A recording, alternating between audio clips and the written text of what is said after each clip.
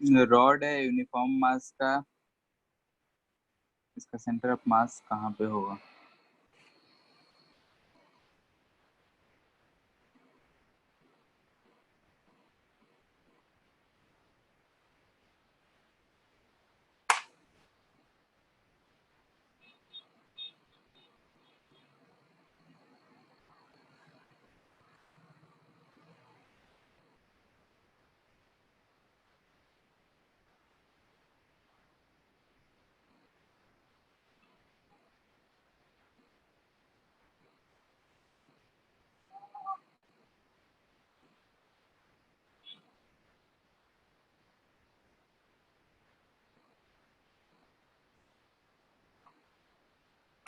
आ गया?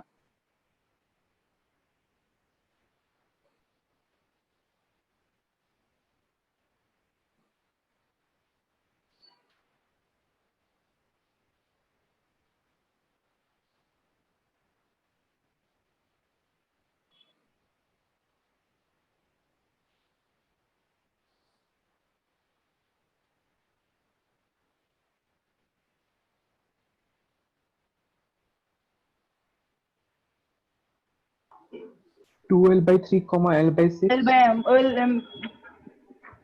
L/2.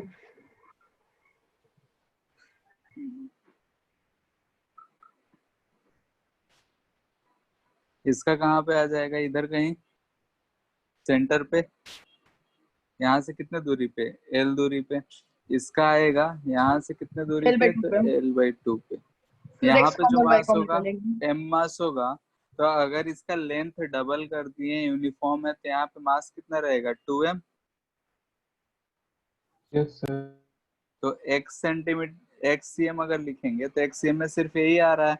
कहाँ पे आ रहा है? तो L पे। और ycm अगर हमको पता करना होगा तो सिर्फ कहाँ आ रहा है? L/2 पे। तो यही आएगा आंसर या और कुछ आएगा? बताओ। 2L/3 आ रहा है सर। x कॉम तो वाला formula m1x1 plus m2x2 bye m1 plus m2। ठीक है, वही हम भी सोच रहे थे कि तुम लोग भी यही काम करे हो या फिर सही में किए हो। तो यहाँ पे जैसे कि अगर हम इसका, हमको यहाँ पे अब सिस्टम क्या दिख रहा है कि ऐसा कुछ दे रखा है, ये वाई एक्सिस हो गया, ये एक्स एक्सिस हो गया, यहाँ पे 2m मास रखा हुआ है और यहाँ पे m मास रखा हुआ है। ये डिस्टेंस l दूरी पे है और ये डिस्टेंस L/2 दूरी पे, ऐसा ही दिख रहा है। तो अगर एक्सीएम निकालेंगे तो एक का तो 0 है, तो लिखेंगे 2m into L by 3m, क्या जाएगा? 2L/3। और अगर y से सेंटर ऑफ मास निकालना है तो यह जाएगा m into L/2 divide by 3m, यानी कि L/6। इतना ही आ रहा है क्या दोनों का? Yes yes sir. सर। ठीक है। हमको लगा डायरेक्ट तुम लोग यहाँ L और L/2 लिख के मन नहीं छोड़ना है। ये है क्वेश्चन नेक्स्ट। बाकी लोग, प्रियांश, ज्योत्सना? बन गया था। ठीक है, इसको सॉल्व करो। प्रोसेस सेम होगा जैसे हम लोग रिंग का बात किए थे, रिंग ही है, डिस्क नहीं।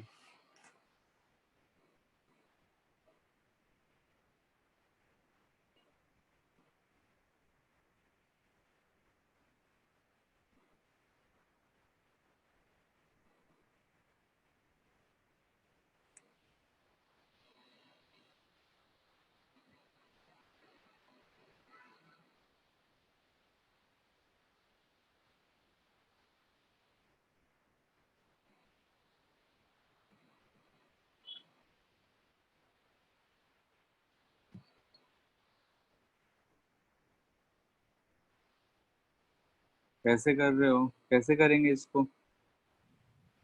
थीटा एंगल रोटेट करके डी थीटा एलिमेंट लेंगे। ठीक है, थीटा पे जाके डी थीटा एलिमेंट लेंगे, उससे हो जाएगा।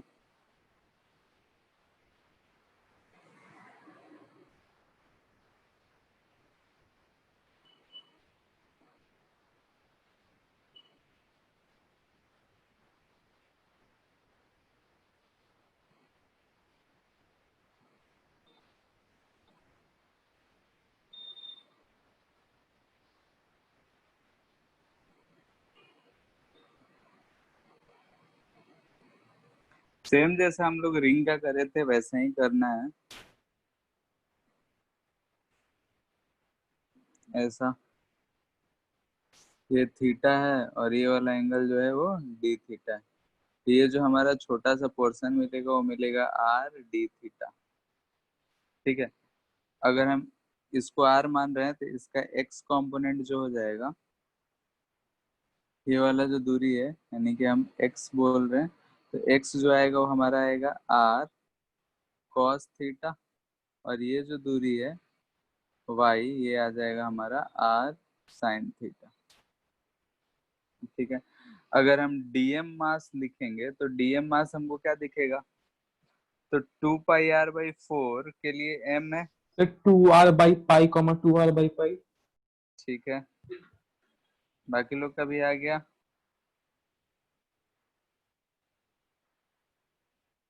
बोलो।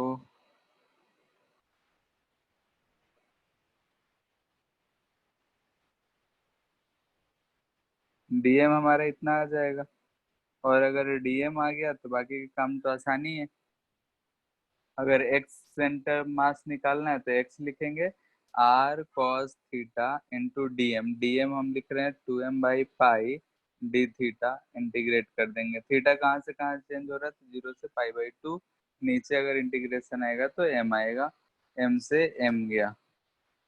कॉस थीटा का इंटीग्रेशन 0 से π/2 में कितना आता है, 1, याद है ना। अगर हम लोग ऐसा करते हैं, साइन थीटा रहता है 0 से पाई तक कितना आता है 2, π/2 तक 1। ये सब चीज याद है, पहले हम लोग शुरू में कर रहे थे। तो यहाँ से हमको क्या दिख रहा है,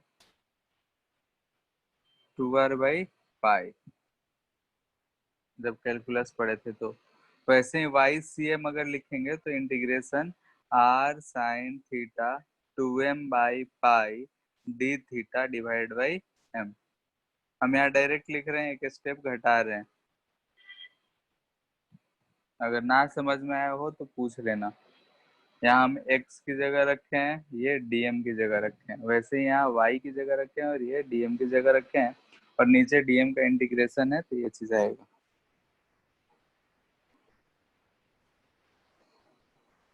बोलो किसी को इसमें दिक्कत? हाँ, नहीं।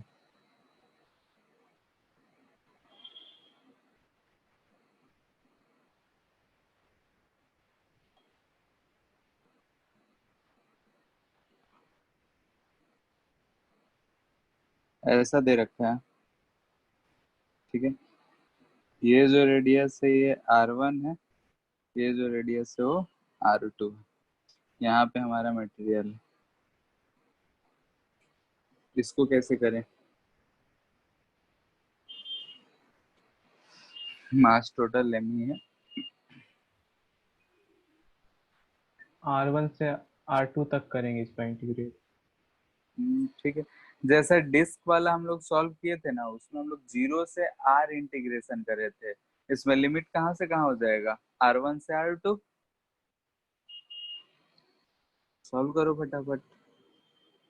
क्या किए थे डिस्क वाले में, हम लोग यहाँ पे जाके एक रिंग माने थे, वैसे 4/3 पाई R2 माइनस R1। 4/3 3 पाई R2 माइनस4r/3 पाई। R1। नहीं, यस सर। नहीं उतना नहीं आएगा, डायरेक्ट फॉर्मूला में पुट कर दिए ना, थोड़ा सा सर हो जाएगा। नहीं। लास्ट लाइन याद करो, उसमें क्या आया था इंटीग्रेशन वाले में, तब होगा। मास में भी थोड़ा सा चेंजेस होगा। चलो ठीक है, करो एक बार ट्राई करो।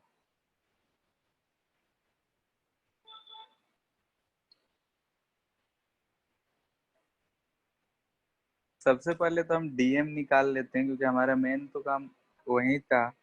तो हमको दिख रहा है कि जो इसका एरिया है पाई r2² माइनस r1², इसके लिए जो मास दे रखा है m दे रखा है। ठीक है, तो 1 यूनिट के लिए अगर लिखेंगे तो m/पाई r2² माइनस r1²। इतना में किसी को कोई दिक्कत? क्योंकि यहाँ से जो शेडेड रीजन है उसका एरिया यही तो होगा। 2m होगा ना, कहाँ पे? तो डिवाइडेड बाय 2 करिए। अच्छा हाँ ठीक है, डिवाइड बाई 2 होगा, एरिया इतना आएगा, तो यहाँ से देगा 2m।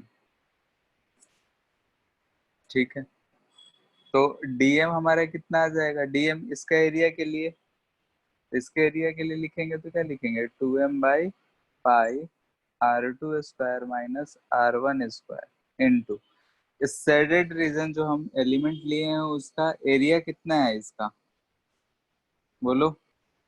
लेंथ हो जाएगा इसका पाई आर, IR ठीक है, पाई आर और लेंथ हो गया, DR। और थिकनेस डी आर। पाई से पाई गया, ये हमको बचेगा 2m by r2 square minus r1 square into r D R. ठीक है, और इसका Y centre of mass ring जो हम माने हैं उसका कहाँ पे होगा? 2r by 2r pi by पे। पाई। तो अगर हम इसको और इसको यूज करेंगे तो हम वाई COM जो हम फाइंड करना है, x तो 0 आएगा, सिमेट्री से हम बोल सकते हैं यहाँ के अबाउट हमको निकालना है। ठीक है, ये हमारा ओरिजिन है, इसी के अबाउट। तो वाई CM हम एनुलर डिस्क इसको बोलते हैं, जो आएगा वो क्या आएगा? Y ring DM integration divide by D. ये हम लिखेंगे बस। अब इसके बाद तो मैथ्स है, ये लिख लिए। इसकी जगह पे लिखेंगे तो 2m by r2 square minus r1 का स्क्वायर, यहाँ पे r dr। हमको जहाँ तक याद है ये सारा काम हम लोग एन्युलर डिस्क। एनुलर डिस्क बोलते हैं। ठीक है, पिछले वाले में भी करे थे इतना कुछ, बस dm का वैल्यू चेंज हो गया था, बाकी सब कहानी सेम है। तो यहाँ से जो कांस्टेंट है उसको बाहर निकाल ले रहे हैं, 2 by pi r2 square minus r1 square जो है कॉमन, 4 कॉमन आ जा रहा है, 2 to 4, और इंटीग्रेशन आ रहा है आर स्क्वायर डी आर। कहाँ से कहाँ? तो r1 से r2। तो चेंज दिख रहे हो क्या आ रहा है? 4 बाई 3 पाई, इसको करेंगे तो r³ बाई 3 आएगा, यस ऊपर सर। आ जाएगा हमारा r2³ minus r1³ divided by r2 square minus r1 square. अब मैथ्स आता है तो इसको और छोटा करना हो तो कर सकते हो, लेकिन इतना ही। एक बार फिर से समझा सकते हैं क्या? क्या? Y CM of ring 2r by pi क्या है? हम ये जो डिस्क ले रखे, रिंग ले रखे हैं एलिमेंट, ठीक है, इसका हम DM निकाले हैं, उसका सेंटर ऑफ मास कहाँ होगा?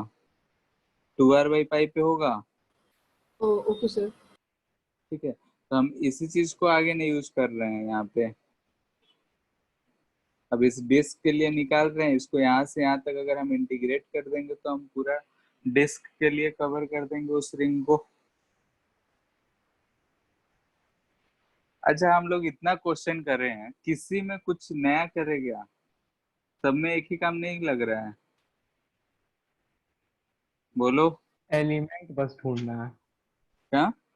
हाँ, बस बस एलिमेंट कैसे एलिमेंट लेना ढूंढना है। है, बाकी सब कहानी सेम है।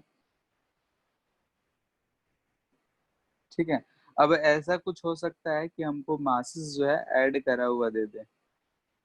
ठीक है, जैसे हम मान लेते हैं कि एक डिस्क यहाँ दे दिया, दूसरा डिस्क यहाँ पे दे दिया। ठीक है, इसका रेडियस बोल रहा है आर, चलो दोनों का रेडियस आर ही ले लेते हैं। बोलता है इस दोनों का सेंटर ऑफ मास क्या होगा। ठीक है, दोनों जो है डिस्क है, जहाँ टच कर रहा है एक दूसरे को। ये हमारा एक्स एक्सिस, हम इसको वाई एक्सिस मान ले रहे हैं, ओरिजिन के लिए कि हाँ यहाँ से हमको बताओ। क्वेश्चन में लिखा रहेगा कि पहले डिस्क के सेंटर से दूरी बताओ। r,0। दोनों का मास m होगा, हम सिमिलर ले 0 रखे हैं। ठीक है, देखते हैं उतना ही आएगा। ये हमारा वाई एक्सिस, ये एक्स एक्सिस। तो जो सेंटर ऑफ मास होगा इस वाले के लिए हम कहाँ पे रखेंगे? तो जहाँ उसका लाई कर रहा है उसका सेंटर है। इस वाले के लिए कहाँ आएगा, यहाँ से 2r पे, क्या दिख रहा है? Yes sir. तो अब हमको क्या दिख रहा है, यहाँ मास m है और यहाँ मास m है, डिस्क गायब हो गया, हमको पॉइंट मासेस दिखने लगा। तो y सेंटर ऑफ मास तो 0 दिख रहा है, x सेंटर ऑफ मास अगर हमको निकालना है तो हम यहाँ से लिखेंगे m into 2r divide by 2m। तो ये कहाँ पे दिख रहा है, r पे। 8 पर। ऐसे भी सिमेट्री से हम बोल सकते थे कि दोनों मासेस इक्वल हैं, तो यहाँ बीच में ही आना चाहिए। सर अगर एक सर्कल हो गया स्क्वायर होगा तब? कर लो, उससे कोई फर्क नहीं पड़ता है। बोलो सर्कल, मान लेते हैं कि हम यहाँ स्फीयर रख लिए, ठीक है, और यहाँ पे हम ऐसा स्क्वायर रख लिए, रेडियो 2D। इसका डायमीटर 2r, इसका लेंथ भी हम 2r मान ले रहे हैं। हम चलो इनका मास भी नहीं बोल रहे हैं और बोल रहे हैं कि दोनों जो है यूनिफॉर्म है and made of same material. ठीक है, हम यहाँ मास नहीं देख के ये बात बोल दी है कि जो मास है यूनिफॉर्मली डिस्ट्रीब्यूटेड है। यूनिफॉर्म करने का मतलब है कि मास जो है इसका यूनिफॉर्मली डिस्ट्रीब्यूटेड है और कहा जा रहा है कि सेम मटेरियल का बना हुआ है। ठीक है, ये जो है हमारा, हम बोल दे रहे हैं डिस्क है और ये जो है स्क्वायर प्लेट है। स्क्वायर प्लेन में लाइक करेगा। अब जहां भी लाई करें, ठीक है, ये ऐसा रखा गया है कि इधर भी ये 2r ही है, यानी कि r ऊपर r नीचे, सिमेट्री के लिए और कुछ नहीं।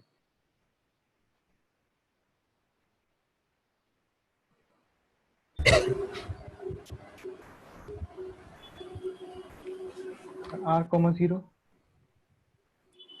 r,0 आंसर पता नहीं, अभी अभी क्वेश्चन बना है।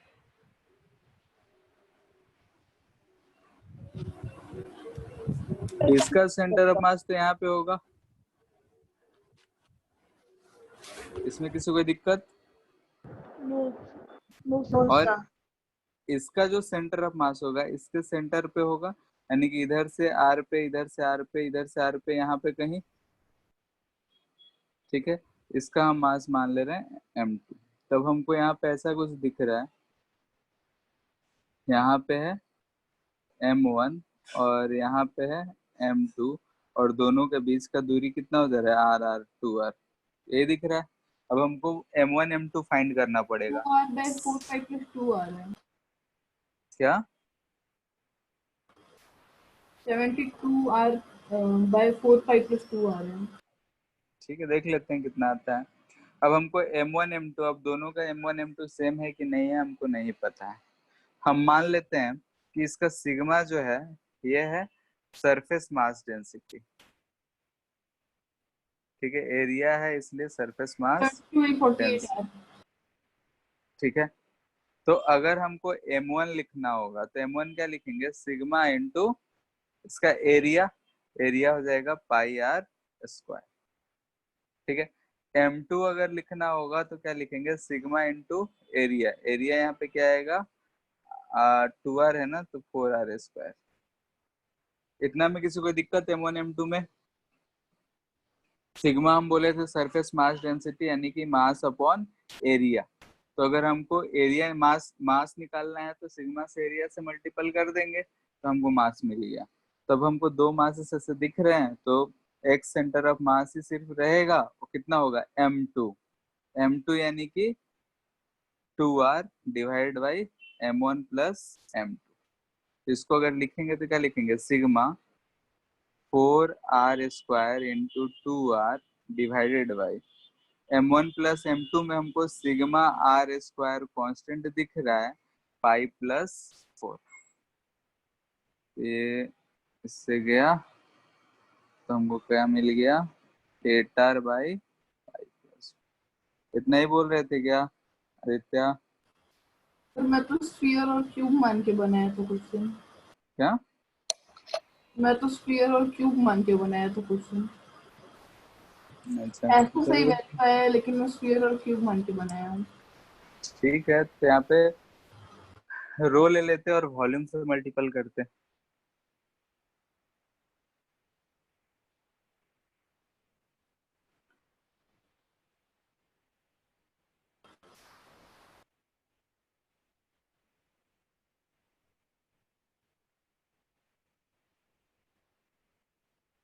इसमें कोई दिक्कत? No sir. सर अभी आप कुछ बोले क्या, मिस हो गया? नहीं, हम यही पूछ रहे थे कि इसमें और कोई दिक्कत। सर मैं उसको वॉल्यूम निकाल के सेम मटेरियल ले तो मास से मल्टीप्लाई करके बना दिया। ठीक है, यहाँ पे एरियल है तो एरियल ही, अब तुम क्यूब और स्फीयर लिए हो तो अलग आएगा ही।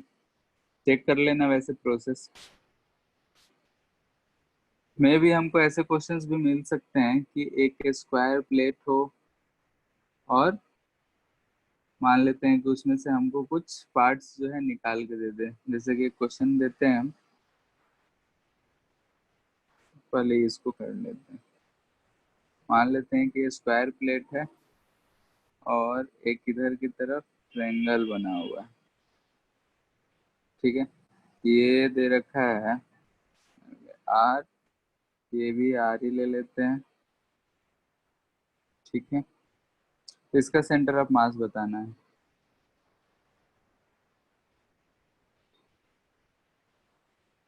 सेम मटेरियल है। हाँ, सेम मटेरियल है।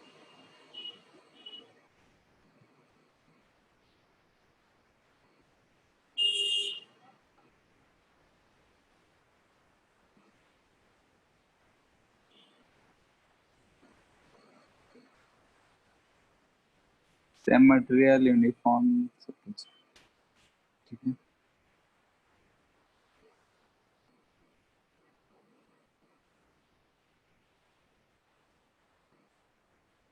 ये स्क्वायर प्लेट है।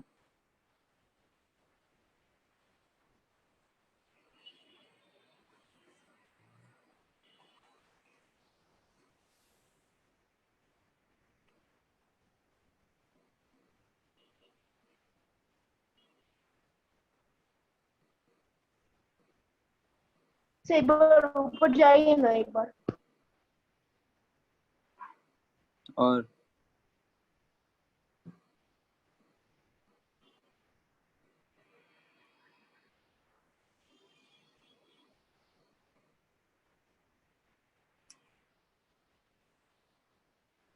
हो गया।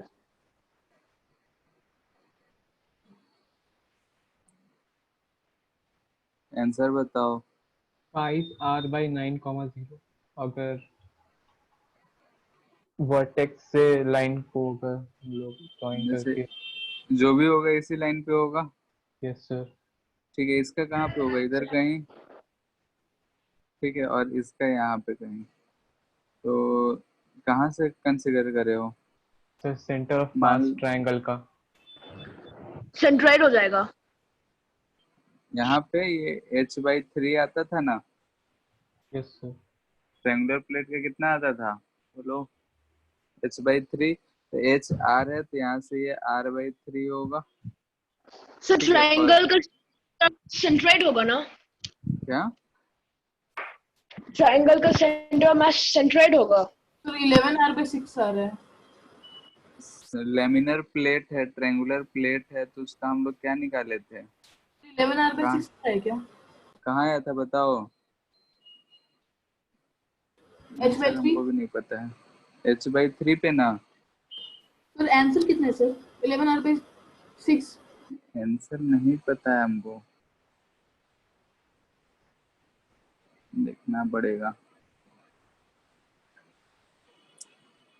कितना बात समझ में आया कि h/3 पे होता था, तो यहाँ पे हम लोग कहाँ पे रखेंगे?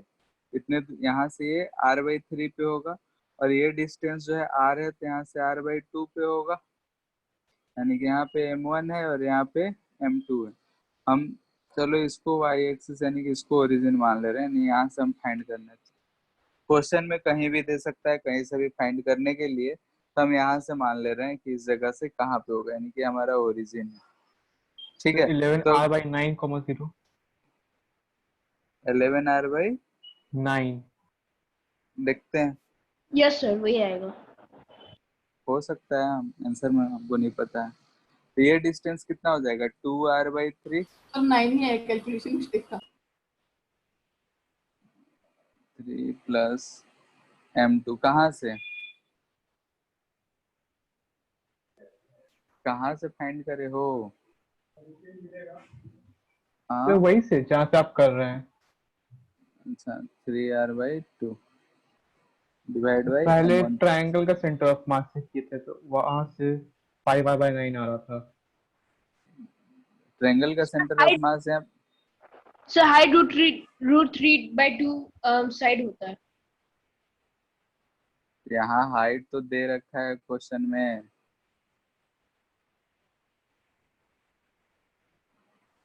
ये क्या दे रखा है, हाइट ही तो है, ऐसा दे रखे हैं ना, ऐसे थोड़े दिए हैं साइड के लॉन्ग। ठीक है, हाइट r दे रखा है तो हम क्यों निकालेंगे फिर से। m1 वह m2 प्लेट कितना का है, मास डबल होगा। m1 कितना जा रहा है इसका, इसका हाफ m2/2। हम बोल रहे हैं sigma into area 1/2 into r into r, और m2 जो हो जाएगा सिग्मा इंटू उसका एरिया यानी r², यानी कि ये जो आ जा रहा है 2m1 आ जा रहा है, लिख सकते हैं ना 2m1। Yes sir. ठीक है, तो यहाँ से सॉल्व कर लो, सॉल्व किए तो कितना आ रहा है, 11r/9। Yes sir. सबका आ रहा है, सही आ रहा होगा, हम कैलकुलेशन नहीं कर रहे हैं, चेक कर लेना। ठीक है, m1 r इंटू आर क्यों होगा इधर? क्या हुआ? बेस तो r नहीं है ना, हाइट ना r है।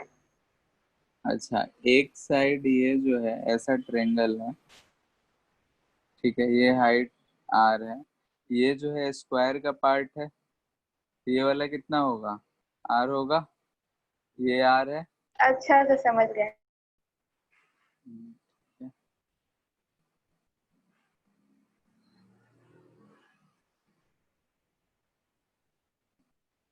ऐसा और क्वेश्चन दे या फिर दूसरे टाइप का दे,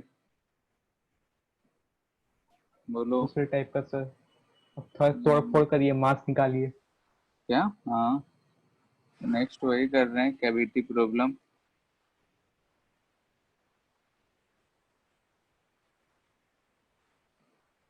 इसमें था दो चीज से जुड़ा हुआ था, अब कर रहे हैं कि मास को हम लोग निकाल दे रहे हैं। ठीक है, मान लेते हैं कि हमारे पास एक बैग रखा है, ऐसा सिचुएशन, ये वाई, यहाँ पे एक डिस्क है,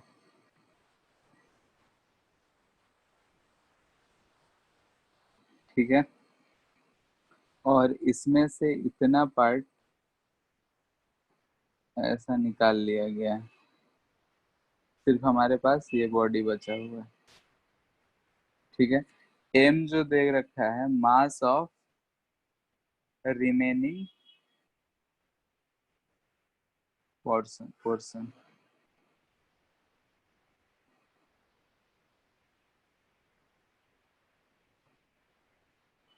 फाइंड सेंटर ऑफ मास।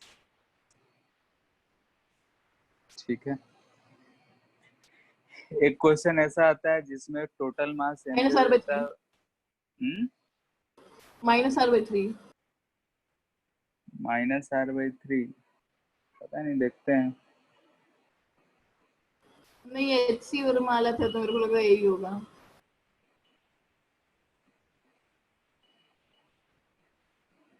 कैसे करेंगे, रो वाला से 4πr² वगैरह वगैरह, एक का 2r इसमें मान रो के। क्यों आएगा, डिस्क है, सब रो स्क्वायर ही नहीं तुम लिखेंगे, बना दो। बट एक का रेडियस 2r मान लेंगे, तो फिर दूसरे वाले का जो अंदर कैविटी है तो मतलब कि उस सर्कल का r आ जाएगा, रेडियस ऐसे करके बना लेंगे। हाँ, सॉल्व करो कितना आ रहा है, शायद मत करो।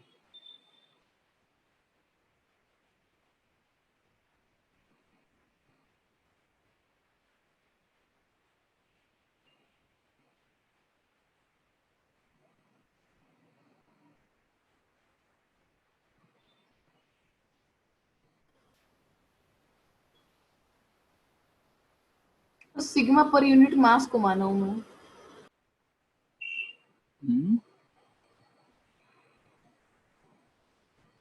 Sigma per unit mass, unit area में जो मास है उसको।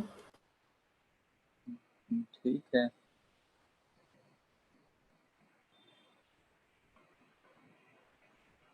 कितना आ रहा है, सॉल्व किया अभी?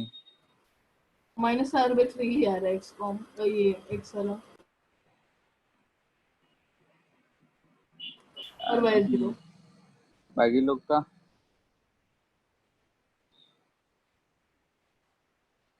m mass of remaining portion बोले हैं।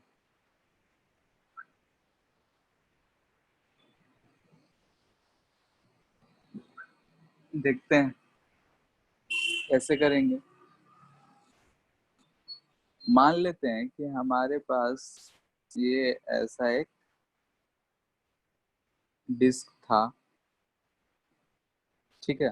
इसका जो मास m डैश होता, यहाँ से हमको क्या दिख रहा है कि m मास जो है वो कितने एरिया का है। तो हम अगर इसका रेडियस मान लेते हैं, रेडियस r है, तो दिया ही रहेगा। रेडियस r है तो ये मास जो m है कितने एरिया का है, तो पाई r square total area minus pi r/2 का होल -r/3 है क्या? -r/3 दो लोगों का आ रहा है तो हो सकता है। जैसे अगर हम टोटल एरिया इसका बोल रहे हैं पाई r स्क्वायर होगा, उसमें से जो कट पार्ट है इसका रेडियस ये r/2 होगा। तो इसका अगर हम लोग हटा देंगे एरिया, यानी कि पाई r/2 का होल स्क्वायर, यानी कि आ जाएगा हमारा 3 पाई r²/4। इतने का मास दे रखा है m, तो पाई r स्क्वायर के लिए मास कितना हो जाएगा 4m/3, ठीक है। और यहाँ से पाई r²/4 के लिए मास कितना हो जाएगा m/3, ठीक है। इतना बात में किसी को ये दिक्कत? ये जो है गिवन मास है, ठीक है। ये मास ऑफ फुल डिस्क, ठीक है। ये मास ऑफ रिमूव पार्ट, जो पार्ट हम रिमूव कर रहे हैं उसका मास। अब हम इसको क्या मान रहे हैं कि ये जो है हमारा डिस्क पहले पूरा हुआ कर रहा था, ये डिस्क पहले पूरा था, ठीक है। इसके सेंटर पे ऐसा था, यानी कि इसका टोटल का टोटल मास ये जो है हम इसको m डैश अगर हम बोल दें, इसको हम m डबल डैश बोल रहे हैं, तो m डैश मास यहाँ पे रखा हुआ था। इसमें से अगर हम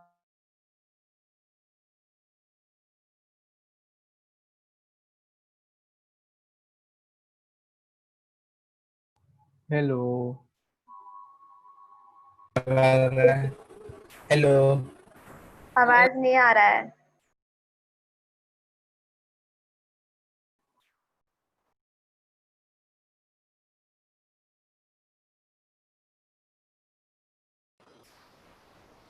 यस सर। हाँ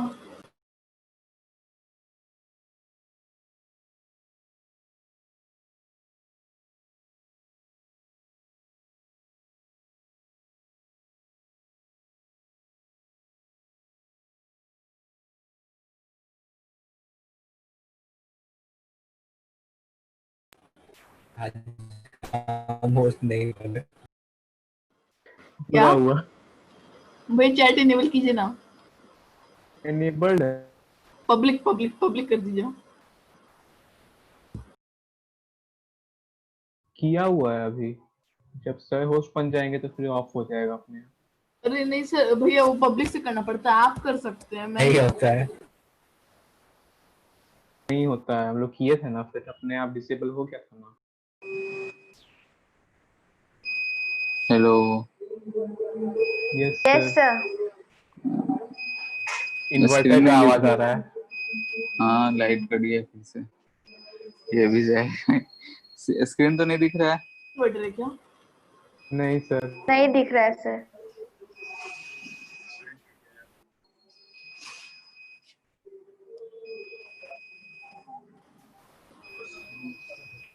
तो ये तो देखो काफी कम देर चलेगा, क्या? ये इन्वर्टर तो काफी कम देर चलेगा अगर एक इन्वर्टर है तो।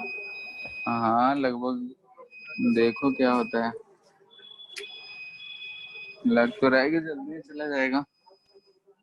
हम लोग कहाँ कहाँ तक कनेक्टेड था? बड़ा सर्कल बनाया था। बड़ा वाला डिस्क बनाए थे। चलो ठीक है।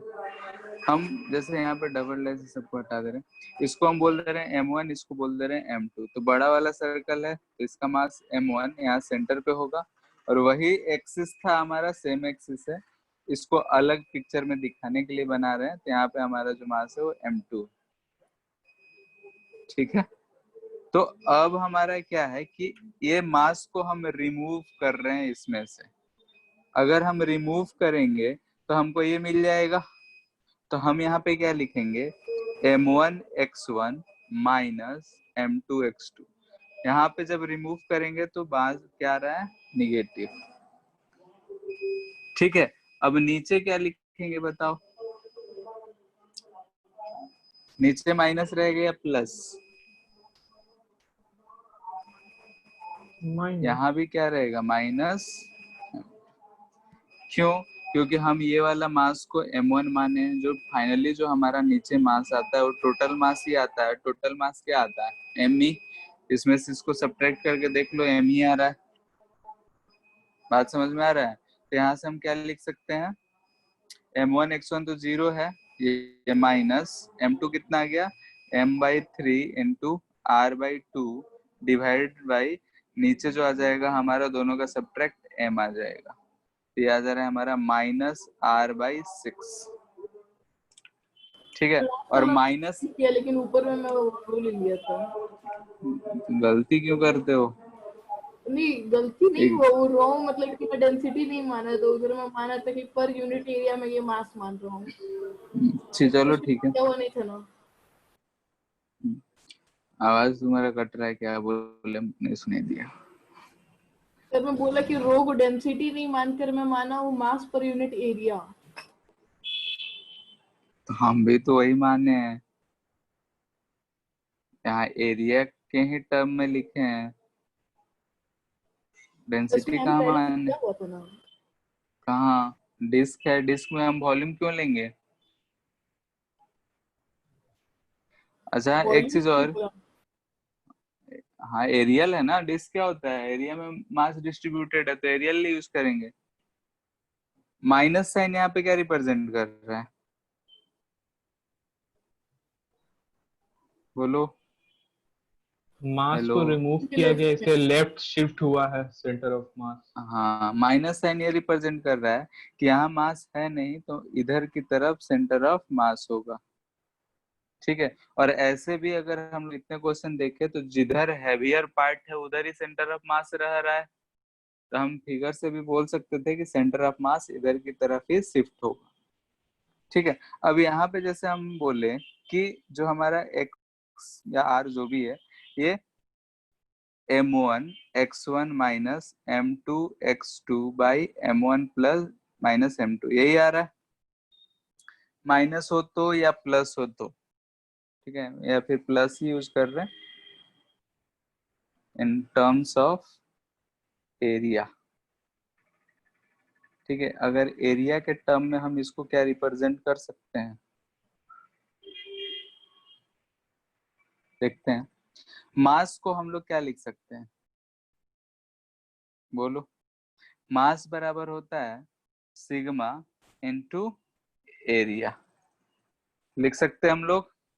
सिग्मा होता है हमारा मास पर यूनिट एरिया, तो हम लोग लिख सकते हैं mass equal to sigma into area.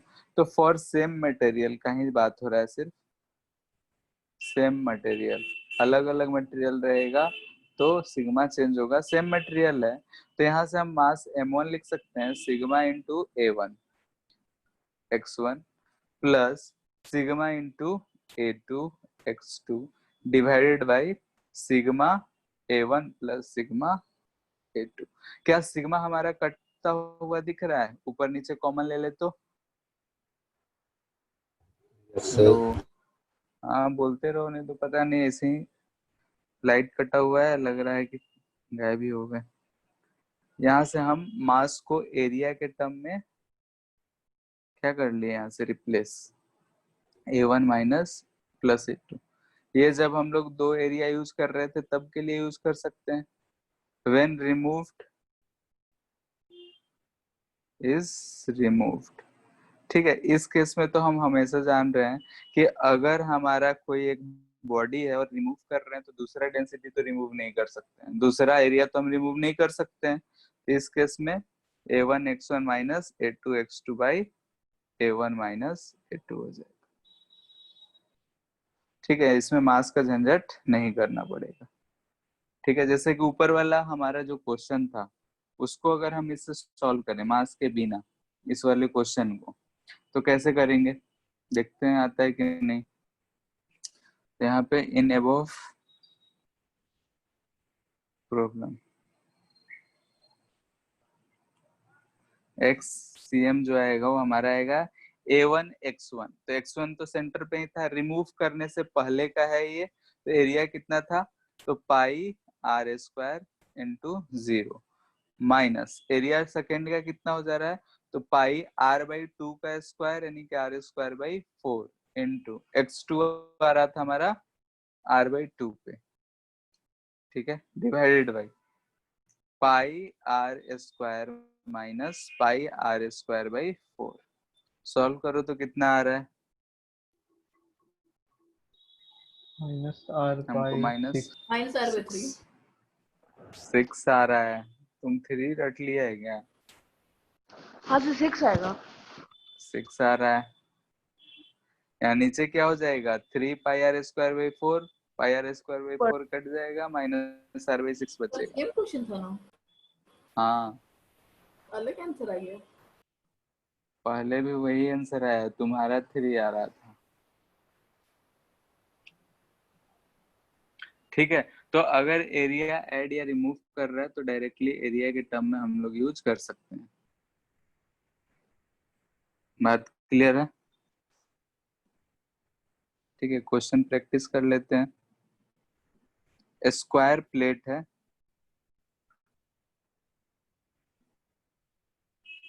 Side length कितना ले लें, 8a। ठीक है, इसमें से ये इसका सेंटर है, यहाँ से जो है 2a के दूरी पे एक सर्कुलर पार्ट ऐसा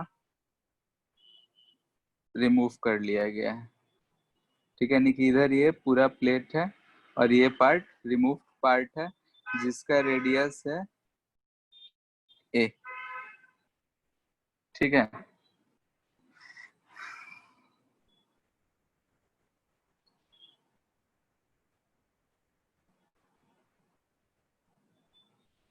डिस्क ऑफ रेडियस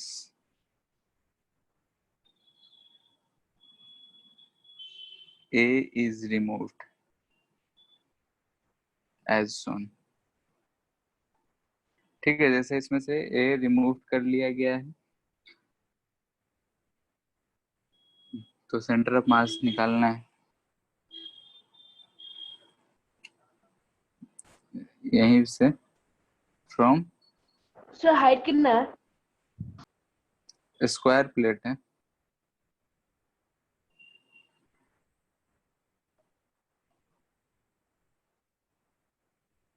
ठीक है, स्क्वायर के सेंटर से।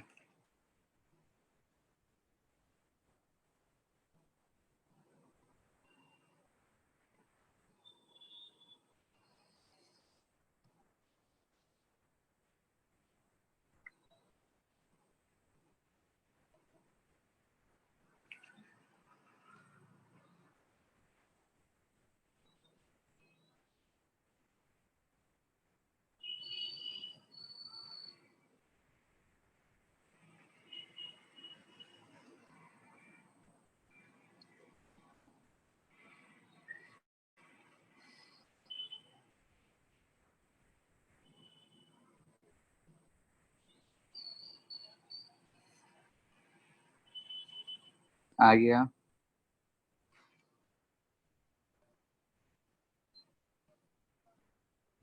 माइनस 2a पाई कॉमा 64 माइनस हम विदाउट रिमूव्ड देख रहे हैं तो यहाँ पे आ रहा है, यानी कि M1 हम लिख दे रहे हैं।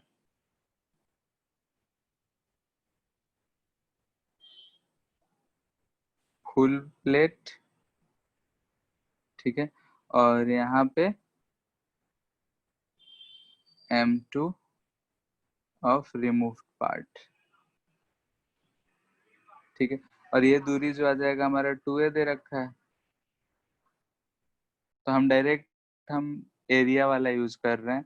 तो एरिया वाले में क्या यूज करेंगे, A1 x1 माइनस A2, यहाँ माइनस किसका कर रहे हैं, जो रिमूव्ड पार्ट है, A2 x2। ध्यान रहे अगर हम ओरिजिन लिए हैं, ये रिमूव्ड पार्ट इस साइड में रहता, लेफ्ट साइड में रहता, तो x2 निगेटिव में आता। बात समझ में आ रहा है, तो साइन के साथ रखना है।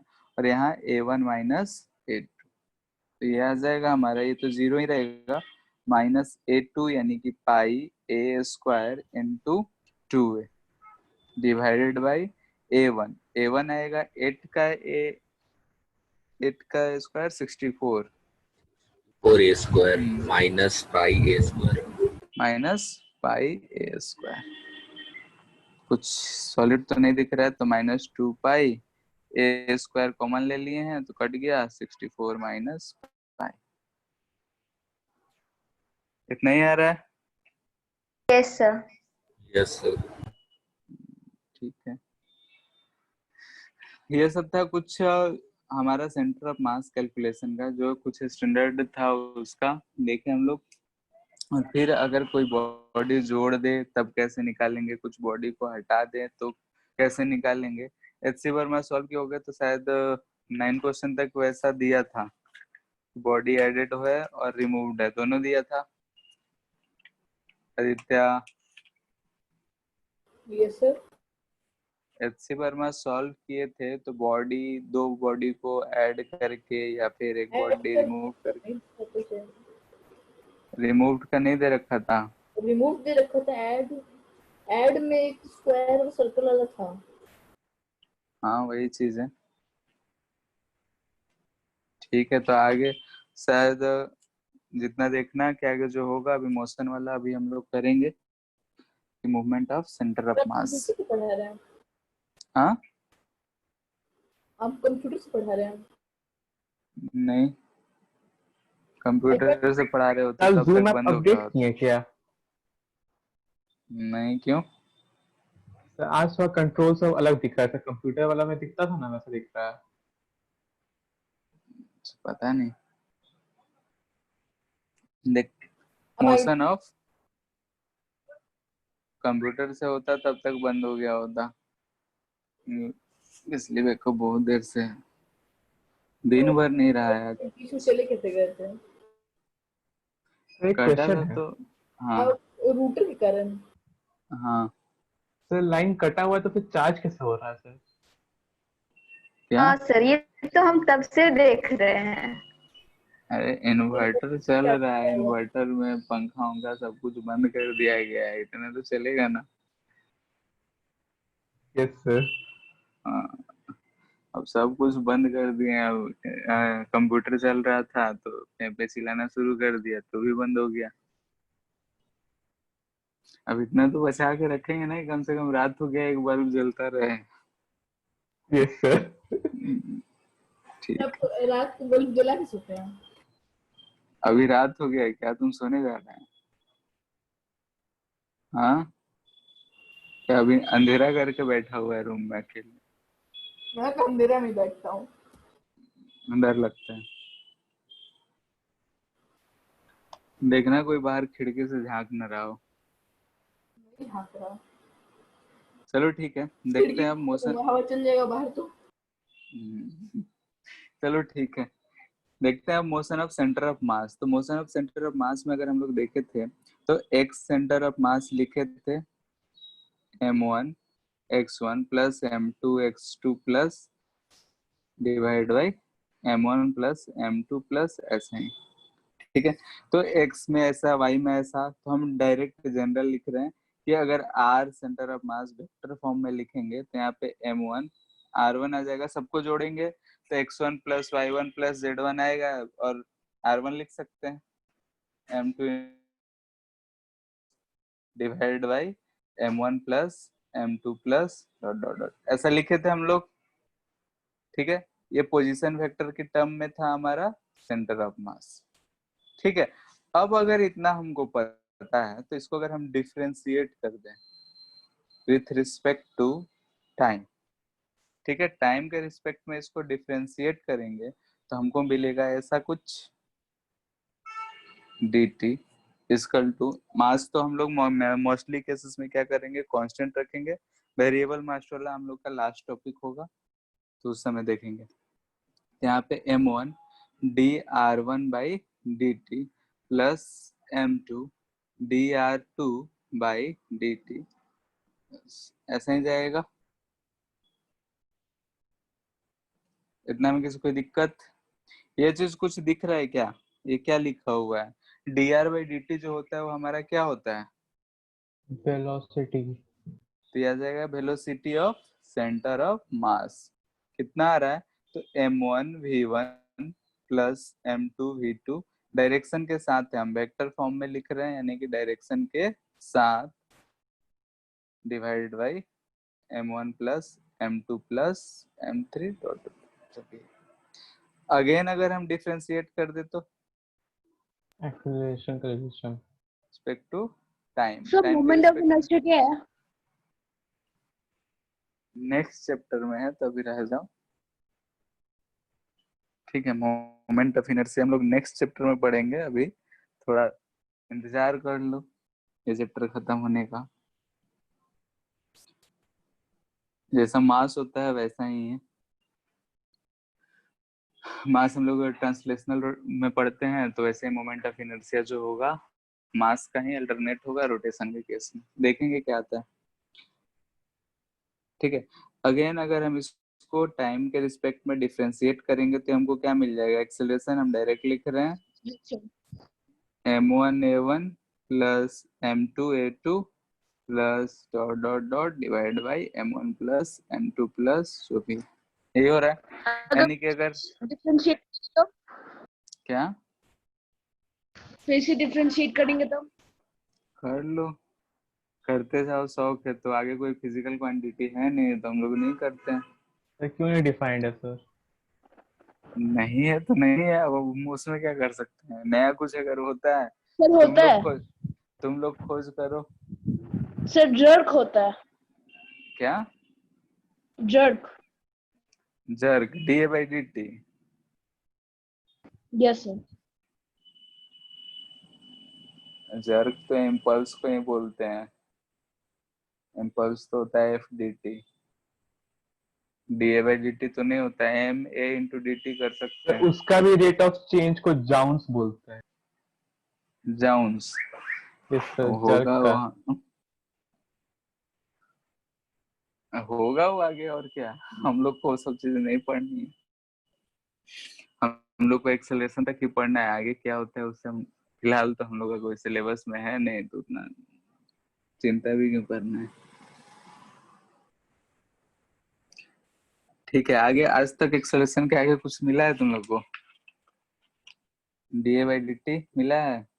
भले ही ऐसे क्वेश्चन में कर लिए होंगे लेकिन ऐसा कोई टर्म तो हम लोग को नहीं मिला है।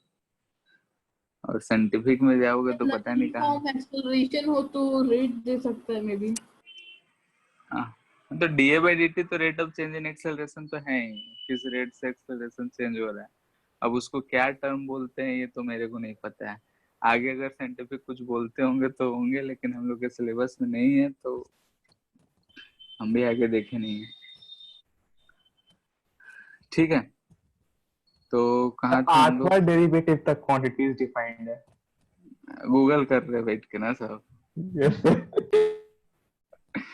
होगा। चलो ठीक है, तो वो सब उतना हमारे काम का तो नहीं है। देखना चाहते हो तो देख सकते हो, जानना जरूरी है। अगर जान रहे हो तो बढ़िया बात है। खैर हम कहाँ थे? हाँ, एक्सेलरेशन आया कि ए सेंटर ऑफ मास जो आया हमारा इतना है, ठीक है। ये सेंटर ऑफ मास का एक्सेलरेशन है पूरा, अगर बॉडी जो मूव हो रहा होगा। तो अगर हम बात कर रहे हैं कि ma1 ma2 ma3 ये सारे चीजें क्या है, ठीक है। तो अगर इसको हम ऐसे लिखना चाहें यहाँ पे, ये m1 plus m2 plus m3 जितना आ रहा है इसको हम कैपिटल M लिख दे रहे हैं टोटल मास। तो हम इसको लिख सकते हैं m acm, और इधर क्या दिख रहा है हमको ma1 यानी कि f1, इधर ma2 यानी कि f2 प्लस ऐसा ही दिख रहा है, ठीक है। ये क्या है, टोटल मास है।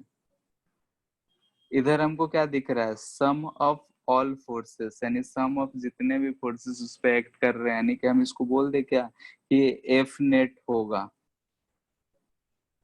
यानी mass into acceleration of centre of मास। हम लोग आज तक जो पढ़ते आए हैं यही चीज पढ़ते आए हैं कि जो net force acting on the body होगा मास इनटू एक्सेलरेशन होता है। तो हम लोग रिजिड बॉडी की बात करा करते थे कि एक सॉलिड बॉक्स है, ट्रेन है, बस है, तो उसमें क्या होता था कि जिस वेलोसिटी से एक पॉइंट मूव कर रहा होता था, जिस एक्सेलरेशन से एक पॉइंट मूव कर रहा होता था, उसी एक्सेलरेशन से हर पॉइंट मूव कर रहा होता, ठीक है। तो इसीलिए हम लोग इतना चिंता नहीं कर रहे थे। लेकिन अगर हमको कभी कभी ऐसे सिस्टम भी मिले थे, लेकिन हम लोग वहां पे चुप रहे, इस सब चीज के बारे में कुछ नहीं पूछे।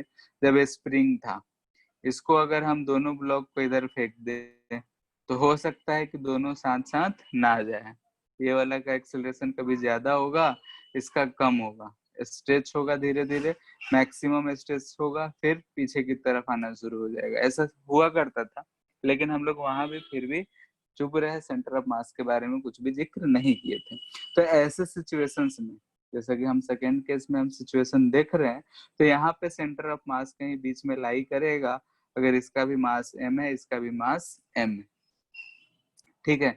तो हम ऐसे सिचुएशन में जब सारा बॉडी मूव कर रहा होता है, तो बहुत जगह ऐसे सिचुएशन आता है, तो हम लोग सेंटर ऑफ मास को हम पकड़ के अगर बैठ जाते हैं तो हमारा काम आसान हो जाता है, ठीक है। इसको अगर देखें तो हमको बहुत ही अजीब दिख रहा होगा, लेकिन सेंटर ऑफ मास को जब देखते हैं तो हमारा जो मोशन है वो सिंपल वे में दिखने लगता है।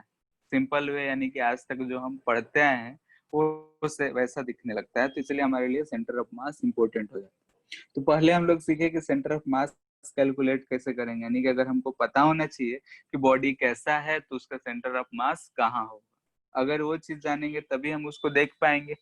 तो इसलिए हम लोग पहले पढ़े calculation of centre of mass. Now अब हम लोग पढ़ रहे हैं उसके मोशन के बारे में। अगर बहुत सारी बॉडी हो, मूव कर रहा हो, तो उसके मोशन के बारे में। जैसे एक एग्जांपल ले ले कि यहाँ पे अगर हम माइनस क्यू चार्ज ले लेते हैं, यहाँ पे प्लस क्यू चार्ज ले लेते हैं, तो दोनों बॉडी आपस में क्या करेगा अगर हम छोड़े तो? बोलो। पास आ जाएगा, अट्रैक्ट करेगा, यानी कि इस पे फोर्स इधर लगेगा और इस पे फोर्स इधर लगेगा। ओवरऑल देखेंगे तो इसमें कोई फोर्सेस नहीं लग रहे होंगे, लेकिन दोनों आपस में एक दूसरे की तरफ जा रहा हो, ठीक है। यानी कि अगर हम इसको एक सिस्टम मानते हैं तो इस पे नेट फोर्स क्या होगा, इधर भी एफ, इधर भी एक एफ, ठीक है। नेट फोर्स क्या होगा, 0।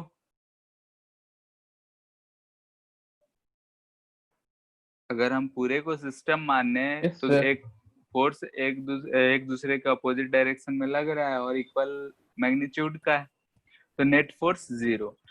और हम ये पढ़े हैं कि नेट फोर्स से तो मोशन हो ही नहीं सकता है, लेकिन यहाँ दोनों तो आपस में मूव कर रहे हैं, हम तो सिर्फ ले जाके रख दिए थे ना। यहाँ पे क्या हो रहा है, वो दोनों मूव कर रहा है। यानी कि जो हम पढ़े थे एफ नेट अगर 0 होगा तो एक्सेलरेशन 0 होगा। यहाँ तो दोनों बॉडी मूव कर रहा है, अगर दोनों का मास m है या m1 m2 कुछ भी है, तो दोनों के पास कुछ ना कुछ एक्सेलरेशन होगा। तो फिर हम ये वाला चीज जो पढ़े थे एफ नेट 0 तो एक्सेलरेशन 0, तो किसके लिए पढ़े थे, तो उसके सेंटर ऑफ मास के लिए। मान लेते हैं इसका सेंटर ऑफ मास है, तो इसका सेंटर ऑफ मास जहां पहले था वहीं अभी भी है, अगर रेस्ट में था तो रेस्ट में ही रहेगा, यानी कि उस पर नेट फोर्स 0 है, तो अभी वो वहीं का वहीं होगा। यानी कि बॉडी दोनों अगर आके मिलेंगे तो इसी पॉइंट पे मिलेंगे, इधर उधर कहीं नहीं मिलेंगे, क्योंकि उनका सेंटर ऑफ मास को वहीं रहना है, सेंटर ऑफ मास में चेंज नहीं होना है। और पॉइंट मासेस माने हैं ये पॉइंट मास को इसी सेंटर ऑफ मास पे आके मिलना पड़ेगा। ठीक है, तो सेंटर ऑफ मास हमारे लिए इम्पोर्टेंस रखता है। कॉम्प्लेक्स जो क्वेश्चंस आएंगे आगे वो आसानी से सॉल्व हो जाता है। ठीक है, तो इसलिए हम लोग पहले देखें कि सेंटर ऑफ मास कहाँ पे आएगा किसी बॉडी के लिए ना। अगर ये दो तीन चीजें हम निकाले, वेलोसिटी यानी कि velocity of centre of mass equal to m1v1 plus m2v2 plus ऐसा आया, और acceleration of centre of mass निकाल रहे हैं तो ऐसा कुछ आ रहा है। और यहाँ से हम बोल रहे हैं कि इस चीज को हम ऐसे लिख सकते थे कि एफ नेट जो होगा वो mass into acceleration of centre of मास होगा। तो यहाँ पे हमको एक चीज ध्यान में रखना पड़ेगा कि आज तक हम पढ़ते थे कि नेट फोर्स 0 होगा तो एक्सेलरेशन 0 होगा। तो एक्सेलरेशन किसका 0 होगा? तो अगर हम पूरा बॉडी को माने हैं, बॉडी अगर टोटल माने हैं, तो अंदर जितने भी फोर्सेस लग रहे हैं वो इंटरनल फोर्स हो गए, यानी कि ये फोर्स और ये फोर्स दोनों क्या हो गया इसको सिस्टम मानने के बाद इंटरनल फोर्स हो गया, यानी कि दोनों एक दूसरे पे लग रहा है, अंदर ही अपने में मामला सलटा ले रहा है, बाहर कोई भी मामला नहीं आ रहा है। ठीक है, यानी कि आपस में ही मिलकर सारा जो भी लोचा था सबको सलटा ले रहा है। ठीक है, तो हम अगर बाहर से देख रहे हैं तो हमको क्या दिख रहा है कि दोनों मासेस, दोनों चार्ज जो था, ये दोनों चार्ज जो था एक्सेलरेटेड था। तो फिर हमारा कंसेप्ट तो गलत हो रहा है कि अगर फोर्स 0 तो एक्सेलरेशन कैसे। तो अगर हम इस बात पे ध्यान दें कि इसको हम जब सिस्टम मान लिया तो अंदर वाला फोर्स क्या हो गया? इंटरनल फोर्स हो गया। अगर इंटरनल फोर्स हो गया तो थोड़े ना कुछ चेंज होना चाह रहा है। तो इसीलिए हम लोग बोल सकते हैं कि हमको क्या देखना है ऐसे सिस्टम में, जब बहुत सारे मासेस घूम रहे होंगे तो हम सेंटर ऑफ मास को पकड़ लेंगे, बाकी किधर भी मूव करे कहीं भी जाए उससे हमको क्या लेना देना, सेंटर ऑफ मास को पकड़ लेंगे। अगर उस पर नेट फोर्स है तो मूव करेगा, नहीं है तो नहीं करेगा। इतना बात समझ आया? तो अगर हम इस पे कुछ स्टेटमेंट पूछें, ठीक है, ट्रू और फॉल्स। पहला, if f net is equal to 0 implies that acceleration of center of mass will be 0. True or false? True. True. True. ठीक है, implies that a1 a2 a3 जो भी है वो सब 0। f net अगर 0 होगा तो acceleration of body 0। हाँ, False. ये ऑलवेज ट्रू हो ऐसा जरूरी नहीं है। हाँ, किसी केस में हो सकता है, किसी केस में हो सकता है, लेकिन ऑलवेज नहीं हो सकता है। यानी कि ये स्टेटमेंट में दिया रहेगा, ऐसा नहीं दिया रहेगा। ये हम बोल रहे हैं कि एक्सेलरेशन ऑफ बॉडी, ठीक है, डिफरेंट बॉडी जो हमारे सिस्टम में उनका एक्सेलरेशन। तो अगर एफ नेट 0 है तो ये हम कह सकते हैं कि सेंटर ऑफ मास का एक्सेलरेशन 0 होगा, लेकिन हम ये नहीं कह सकते हैं कि जो इंडिविजुअल एक्सेलरेशन था वो सब भी 0 होगा। ठीक है, तो ऐसे स्टेटमेंट्स पूछे जाते हैं। अगर असर्शन रीजन वाला जो सवाल आता है वो सब पूछा जाता है। ठीक है, अगर हम इसी में पूछें कि एफ नेट 0 है, ये एबीसी कर दे क्या? ठीक है, इसी में इम्प्लाइज डेट इसी का है भाई, सेंटर ऑफ मास जो होगा वो कांस्टेंट होगा। ये ट्रू या फॉल्स? False. बोलो। 0 भी हो सकता है। तो कांस्टेंट ही तो हुआ, कांस्टेंट है तो सो ट्रू होगा। ठीक है, ट्रू होगा। तो आप बोले कि उसको तो फिर जब v 0 है तो फिर वो तो v तो रहा ही नहीं। तो कांस्टेंट ही तो हुआ। इनिशियली अगर इनिशियली रेस्ट में है तो फाइनली भी रेस्ट में रहेगा, कांस्टेंट ही ना रहा। पहले 2 मीटर पर सेकंड से जा रहा था तो बाद में भी 2 मीटर पर सेकंड कांस्टेंट से ही जाएगा, तो कांस्टेंट ही रहा। ठीक है, सर आपसे पहले यही सवाल पूछे थे सर, आप कुछ और बताए थे सर। आप बता रहे कि वेलोसिटी है ही नहीं तो फिर हम लोग कैसे बोल सकते हैं कि कांस्टेंट है? हम उसमें जब बोले थे तो हम बोले थे वो डिपेंड करता है, 0 को हम बोल भी सकते हैं नहीं भी बोल सकते हैं, उसमें कंट्रोवर्सी रहेगा, यही बात बोले थे। Yes sir. हाँ, तो यहाँ भी हो भी सकता है, नहीं भी हो सकता है, लेकिन मोस्टली टाइम में क्या होता है, कांस्टेंट बोल रहे हैं तो जीरो को कांस्टेंट है तो भाई कांस्टेंट है, ठीक है। और वेलोसिटी अगर कांस्टेंट है तो ऑफ कोर्स ये बात समझा जाता है कि मान लिया जाता है तो उसके पास कुछ था पहले से, ठीक है। जीरो को हम लोग निगलेक्ट भी कर देते हैं, यानी कि हम यहाँ ये भी कह सकते थे कि सेंटर ऑफ मास अगर इनिशियली रेस्ट में था और एफ नेट जीरो होगा तो फाइनली क्या होगा, रेस्ट में ही रहेगा, ऐसा बोल सकते थे ना। Yes sir. ठीक है, तो जीरो यहाँ पे कंट्रोवर्सी करता है कि जीरो को हम कांस्टेंट लेके क्या लें, तो आखिर कोई भी वैल्यू ले रहे हैं तो डिपेंड करता है सिचुएशन टू सिचुएशन, ठीक है। तो ऐसे सिचुएशन में हम लोग को थोड़ा बहुत अपना क्वेश्चन पे ध्यान देके करना पड़ता है, ठीक है। बहुत समय में ऐसा होता है कि आईडी क्वेश्चन देता है, गलत हो जाता है। गलत क्यों होता है, तो इन्हीं सब चीज की वजह से कि कोई एक केस जो होता है वो छूट गया रहता है तो बाकी लोग उस पे हला कर देते हैं, ठीक है। काइनेटिक एनर्जी कांस्टेंट, ये स्टेटमेंट ट्रू या फॉल्स? हाँ, किस चीज का sir? Total true. True.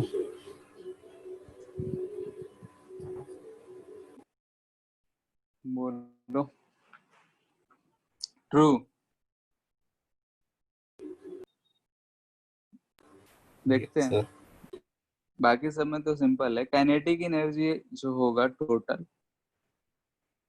Half mass into total into V C M का स्क्वायर, ये नहीं होगा, ठीक है। ये बात ध्यान में रखना है कि ये जो है ये नहीं होगा, ठीक है। बहुत जगह पे होता है कि लोग गलती करते हैं, इसलिए हम पहले ही लिख के काट दे रहे हैं। हम काइनेटिक एनर्जी टोटल निकालना चाहते हैं तो काइनेटिक एनर्जी टोटल जो हम तब जब भी लिखते हैं तो जितना मास ओरिएंटेड रहता है सबका हम लिखते हैं, यानी कि half m1v1 square plus half m2v2 square plus, ऐसे लिखते हैं, यही लिखते हैं ना या ऊपर वाला लिखते हैं, बोलो। ऊपर वाला कभी नहीं लिखेंगे, बात समझ में आया। क्योंकि अगर हम मान लेते हैं कि इसी केस में यहाँ पे एक एम मास था, यहाँ पे एम मास था, ग्रेविटेशनल फोर्स की तरह की वजह से ये एक दूसरे की तरफ अट्रैक्ट होने लगा, पहले हम रेस्ट में छोड़े थे। तो अगर ये सिर्फ खुद के ग्रेविटी की वजह से ये एक दूसरे के तरफ जा रहा है, इसका सेंटर ऑफ मास इनिशियली भी रेस्ट में था, अभी भी रेस्ट में होगा, तो इसका काइनेटिक एनर्जी अगर सेंटर ऑफ मास के बारे में बात करें तो जीरो है। लेकिन ये भी मूव कर रहा है किसी वेलोसिटी से, ये भी मूव कर रहा है किसी वेलोसिटी से, तो दोनों के पास वेलोसिटी है, यानी काइनेटिक एनर्जी होगा। और सिस्टम का काइनेटिक एनर्जी इंडिविजुअल मासेस की काइनेटिक एनर्जी सबको जोड़ दे तो होगा, और ये हमेशा पॉजिटिव रहना है तो बढ़ेगा ही। बात समझ में आ रहा है। और वो काइनेटिक एनर्जी कहाँ जा रहा है, तो अगर ये डिस्टेंस घट रहा है तो हम करें पोटेंशियल एनर्जी। इतना बात क्लियर है। तो काइनेटिक एनर्जी टोटल यहाँ से हो रहा है, और सिंस हम बोल सकते हैं कि v1 v2 v3 ये कांस्टेंट रहे ऐसा कोई जरूरी नहीं है, ठीक है। v1 v2 v3 कांस्टेंट रहे ऐसा जरूरी नहीं है, हो सकता है किसी पर्टिकुलर केस में हो तो हो, लेकिन ऐसा जरूरी नहीं है, यानी कि हम ऑलवेज अगर लिखे तो ऐसा नहीं होगा, ठीक है। तो अगर ऐसा नहीं होगा तो काइनेटिक एनर्जी टोटल जो होगा वो कांस्टेंट नहीं रहेगा, यानी कि ये स्टेटमेंट हमारा फॉल्स होगा, ठीक है। तो यहाँ से हम लोग देखते हैं कि अगर हमारे सेंटर ऑफ मास का वेलोसिटी पता है, VCM पता है, तो हम लोग ऐसे लिखते हैं कि, और ACM पता है तो फोर्स लिख लेते हैं कि mass into acceleration of centre of मास, ठीक है। लेकिन काइनेटिक एनर्जी के केस में ऐसा काम नहीं करना है कि ऐसे हमको लिखना हो, ठीक है। काइनेटिक एनर्जी को हम half into mass total into BCM का स्क्वायर नहीं लिखेंगे, कैसे लिखेंगे, तो सारे इंडिविजुअल के काइनेटिक एनर्जी को जोड़ेंगे,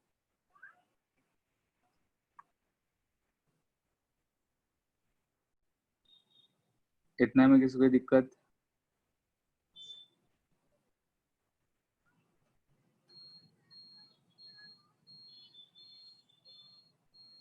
बोलो। Hello. No sir. No sir. Oh, हमको लगा फिर से तब से बोल रहे हैं। यानी कि हम यहाँ से बोल रहे हैं कि काइनेटिक एनर्जी ऑफ बॉडी जो है, कोई सिस्टम का अगर बात कर रहे हैं तो उसमें क्या इंटरनल की फोर्सेस की वजह से भी चेंज हो सकता है? कहने का मतलब है कि इंटरनल एनर्जी की वजह से चेंज हो सकता है। हो सकता है ना कि अगर दो बॉडी है, दोनों एक दूसरे की तरफ जा रहे हैं, नहीं कि इंटरनल एनर्जी है, पोटेंशियल एनर्जी की वजह से हो रहा है। ठीक है, यानी कि जो इंटरनल उसका एनर्जी है उसकी वजह से भी काइनेटिक एनर्जी चेंज हो सकता है। तो हम बोल सकते हैं कि the kinetic energy of a body, ठीक है, changes due to the internal energy.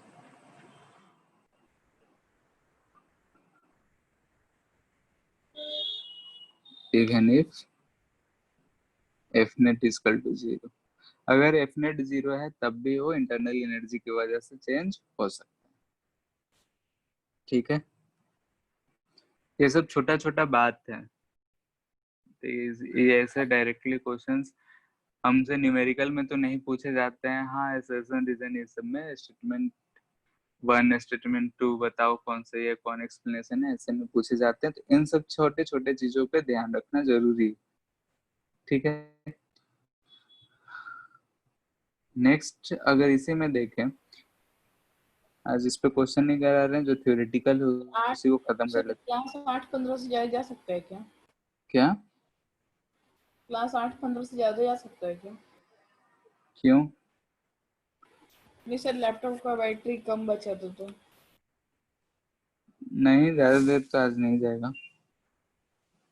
तुम्हारी तरफ भी बिजली नहीं है क्या? नहीं सर, लाइट है, बस थोड़ा सा भूल गया था इस लैपटॉप को चार्ज पे लगाना। अभी तो लगा ही सकता है।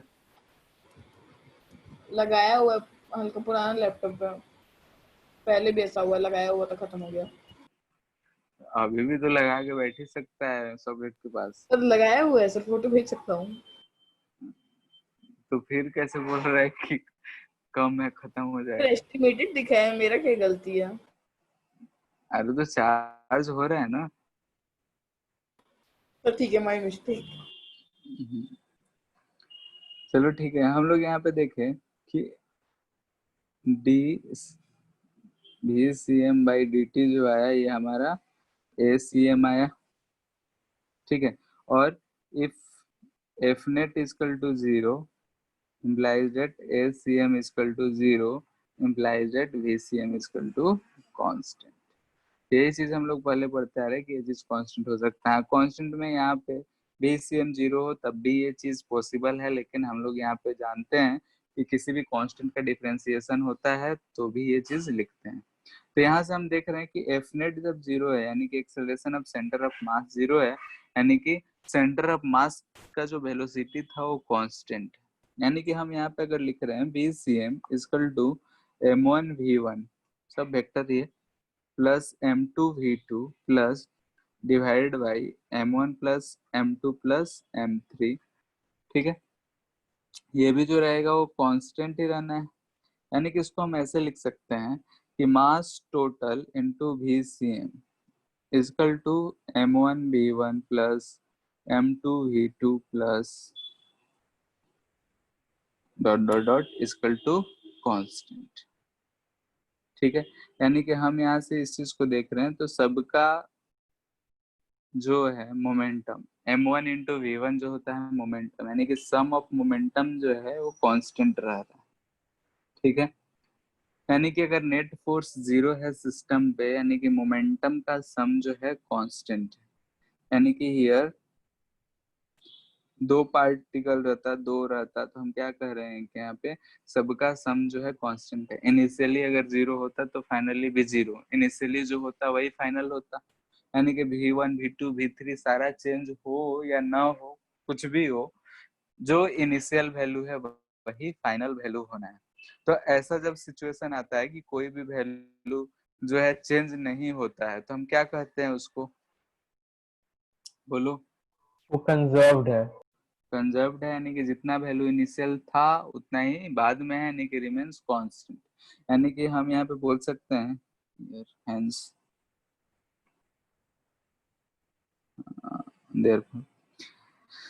therefore it implies that कि P1 P2 के टर्म में, हाँ चलो P1 plus P2 plus P3 plus dot dot dot equal to constant.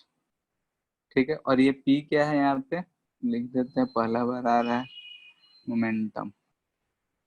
ठीक है, P क्या यूज कर रहे हैं यहाँ पे, मोमेंटम।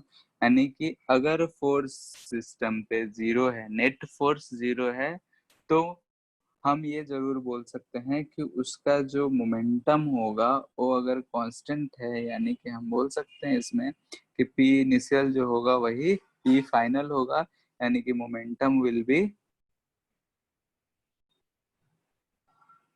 कंजर्व्ड। ठीक है, यानी कि अगर किसी भी सिस्टम पे नेट फोर्स जीरो होगा, यानी कि मोमेंटम कंजर्व होगा। इतना बात क्लियर है, मोमेंटम कंजर्व होगा। अगर इफ VCM जो है जीरो होगा, ठीक है, VCM जीरो होगा, इसका मतलब हम बोल सकते हैं कि since RCM by DT equal to VCM, यही होता है। तो यहाँ से ये अगर जीरो है, implies that RCM equal to constant. ठीक है, अगर हम velocity of centre of mass बोल रहे हैं कि जीरो है, तो उसका आर सेंटर ऑफ मास जो है वो कांस्टेंट है, यानी कि ये क्या इंप्लाई कर रहा है कि centre of mass will be at rest. ठीक है, सेंटर ऑफ मास जो होगा वो रेस्ट में, सारा बॉडी मूव कर रहा हो, कोई इधर जा रहा हो, कोई उधर जा रहा हो, कहीं भी जा रहा हो, उससे कोई मतलब नहीं है। जो पूरा बॉडी, पूरे सिस्टम का सेंटर ऑफ मास होगा जहां था वहीं पे रहेगा। इतना बात क्लियर है, बोलो। Yes sir. Yes sir. ठीक है, फिर से ट्रू और फॉल्स इन दोनों से रिलेटेड। पहला स्टेटमेंट है centre of mass is at rest. ठीक है, implies that momentum is conserved. True or false? Is conserved implies that center of mass is at rest. True or false?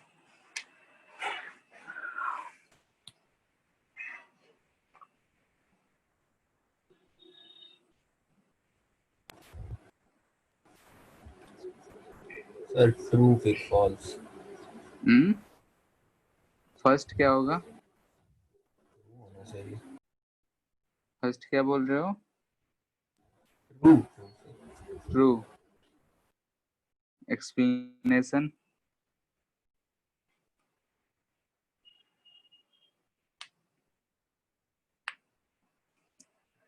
Explanation तो बोलो, true है तो क्यों।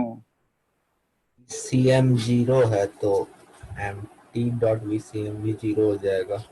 ठीक है, सेंटर ऑफ मास अगर रेस्ट पे है यानी कि VCM जीरो है। ठीक है, भी सेंटर ऑफ मास अगर जीरो है तो मोमेंटम क्या रहेगा, velocity of centre of mass zero, यानी कि उसको डिफरेंशिएट करेंगे तो acceleration of centre of mass zero, और acceleration of centre of mass zero, यानी हम बोल सकते हैं कि मोमेंटम जो होगा वो कंजर्व्ड होगा, यानी कि इम्प्लाई कर रहा है। लेकिन सेकंड क्वेश्चन में मोमेंटम इज कंजर्व्ड, तो centre of mass will be at rest, ये ट्रू है या फिर फॉल्स है, और है तो क्यों है। सर कांस्टेंट हो सकता है, इसीलिए जरूरत नहीं है कि रेस्ट में हो। हाँ, मोमेंटम अगर कंजर्व है तो वेलोसिटी ऑफ सेंटर ऑफ मास जो होगा वो कांस्टेंट होगा, हो सकता है। यानी कि उसका centre of False mass rest पे रहे ऐसा कोई जरूरी नहीं। ठीक है, तो नेक्स्ट क्लास में हम लोग यही मोशन से रिलेटेड क्वेश्चंस करेंगे। अगर मोशन कोई भी बॉडी है मूव कर रहा है तो उसका सेंटर ऑफ मास कैसे मूव करेगा, सेंटर ऑफ मास का कितना वेलोसिटी होगा, सेंटर ऑफ मास का कितना एक्सेलरेशन होगा।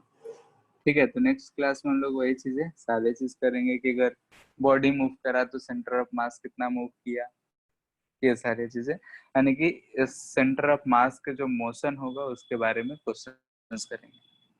यानी कि थ्योरी इसमें हम लोग को ज्यादा कुछ है नहीं, थ्योरेटिकल पार्ट कम ही है, लेकिन क्वेश्चन बहुत वेराइटी के मिलेंगे। तो क्वेश्चंस हम लोग को करना है और ये खत्म हो जाएगा। अब यहाँ तो समझ में आ ही रहा होगा कि मोमेंटम कंजर्व है, तो मोमेंटम कंजर्वेशन से क्वेश्चन कितने सारे बन जाएंगे। ठीक है, और ये जब खत्म होगा तो फिर हमारा शुरू होगा कोलिजन, ये सारे चीजें। तो अभी 2 लेक्चर कम से कम हम लोग इस पे क्वेश्चन ही करते हुए नजर आएंगे, डिफरेंट डिफरेंट टाइप का, डिफरेंट डिफरेंट कंसेप्ट क्वेश्चन से ही सीखेंगे। ठीक है, आज इतना ही रहने देते हैं और क्वेश्चन था शायद एचसी वर्मा में, डिस्कस कर Yes, लेते sir. हैं। कौन सा? 32 तुम्हारा था ना? Yes, sir. और 32 से पहले किसी का? ज्योत्सना? सर कौन चैप्टर का डिस्कस हो रहा है? वर्क फॉर एनर्जी ना बोले थे, वर्क इन एनर्जी। सर 30 27